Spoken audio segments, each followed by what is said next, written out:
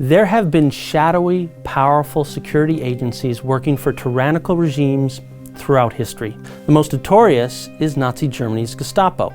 It was created to eliminate all those opposing Nazi doctrine and played a key role in the Holocaust. But did you know that the communist regime in China has a security force just as evil? In fact, some Chinese experts call it China's Gestapo, and it operates completely outside the law. Perhaps you've never heard of it, but that might be changing.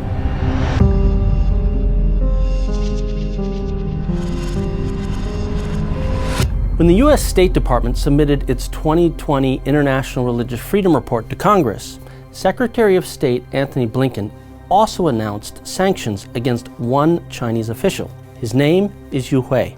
And these sanctions are particularly significant because Yu is a former official with something called the 610 office.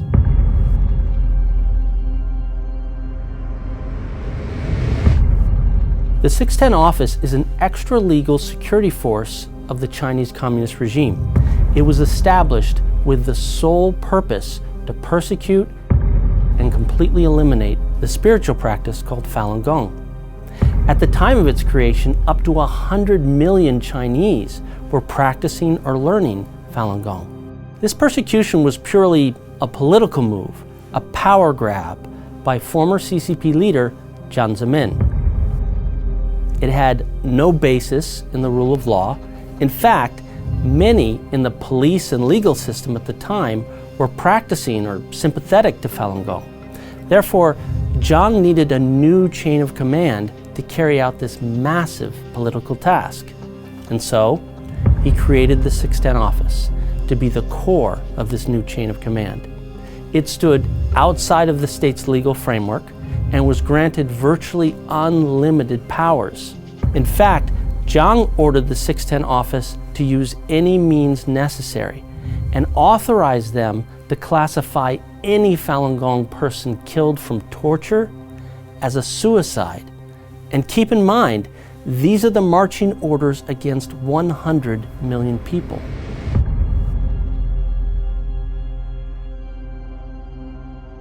To help lead the 610 office, Jiang tapped the director of the Chinese propaganda department, Liu Yunshan. As we have learned from history, before a tyrannical regime targets any group for physical elimination, they have to change the sentiment of a society towards that group via propaganda and dehumanization. The Chinese state-run media, under the direction of the 610 office, became the cornerstone of the persecution. It launched a nationwide propaganda campaign spreading blatant falsehoods and fabrications about Falun Gong. It demonized and incited hatred against anyone who practiced.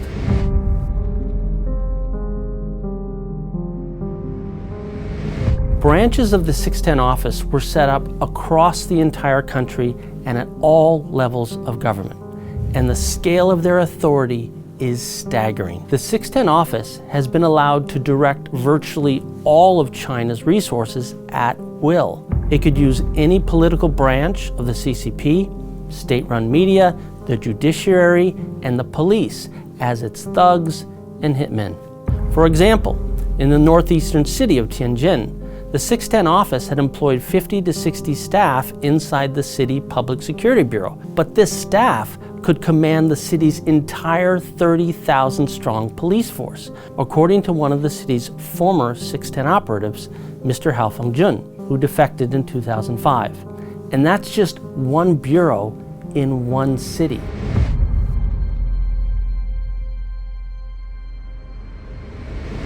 Throughout China, 610 office agents have commonly abducted Falun Gong practitioners from their homes, held them in brainwashing and detention centers where they are tortured, sexually abused, and injected with psychotropic drugs.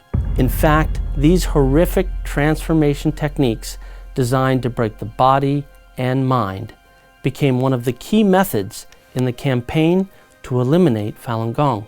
As noted in a 2011 article in the Jamestown Foundation's China Brief, transformation and coercive thought reform are a central aspect of the agency's activities. In his book, A China More Just, human rights lawyer Gao Zhisheng describes being shocked by the horrible abuses that were commonplace in the 610's operations.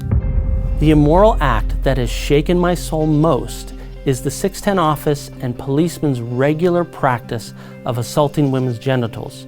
Gao wrote after his 2005 investigation, in which he noted a vast majority of male and female detainees suffered extreme forms of sexual assault. Chinese human rights lawyer Guo Guoting summed it up this way: the 610 office is just like Hitler's Gestapo.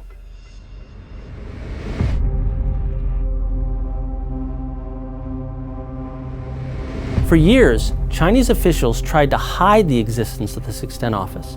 In fact, standard operating procedures were to not document directives, but rather issue commands orally, or simply mark them as top secret. However, a broad range of testimonies, internal documents, and public statements over the past 20 years have unmasked the 610 office. In fact, the available evidence points a disturbing picture of a shadowy yet powerful Communist Party security force, an excessively violent organization that permeates Chinese society. It is well known only to those who control it or work for it, and of course, also to those who are terrorized by it. And so when the US State Department sanctioned Chinese official Hu Wei, it was also shining a light on one of the most feared security forces of the modern era.